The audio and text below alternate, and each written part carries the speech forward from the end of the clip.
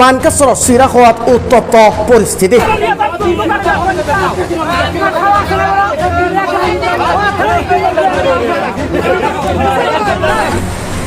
৯৮ নং অংগনবাদী কেন্দ্ৰত উত্তপ্ত পৰিস্থিতিৰ সৃষ্টি হয়। শিশুসকলৰ পুষ্টিকৰ খাদ্য বিতৰণ নকৰাক লৈ এক উত্তপ্ত পৰিস্থিতিৰ সৃষ্টি হয়।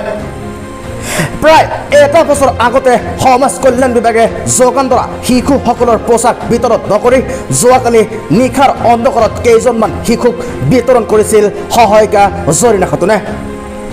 হাতে 100 করে দেয়, এক পোয়া করে ডাবি দেয় আর দেয় না। আর কাপড় চুর আসে, ওই না কাপড় চুর দেয় না, সব এড়াও দেয় না, সব মেয়েরা খায়। তো না গরিব মানুষের স্কুল না, খালি ধনী মানুষের স্কুল। ধনী মানুষের পাবো না, গরিব মানুষও পাবো। শাহ আলম পাবো, শাহ আলম বহুদিন থেকে দেয় না। আমার বলে এখন কি আমরা এসে গরিব মানুষ, আমরা তো আরো পরে পাই না, দেওয়া পয়সা দিয়ে। হ্যাঁ দিছি তো আর কিছুই দেয় না। ওরা কি আর আমার খালি ধনী মাসে পাইব না, গরিব মাসে পাইব না। জৰিনা খাতুনে বহুত দিনৰ পৰাই ৯৮ নং কেন্দ্ৰটোত চলাই গৈছে লুণ্ঠন ৰাজ। জৰিনা খাতুনৰ স্বামী শাহ আলমৰ নেতৃত্বত চলিছে এই লুণ্ঠন রাজ। পুলান বাবদে যে চালটা আছে, এই চালটা যদি দিবেন না নাই, এটাই আমরা বিচার চাই আর কি।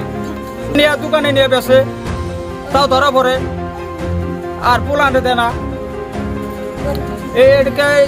এটাকে আমাকে বিচার, এটা শাহ আলম আর শাহ আলমের বউ জরিনা।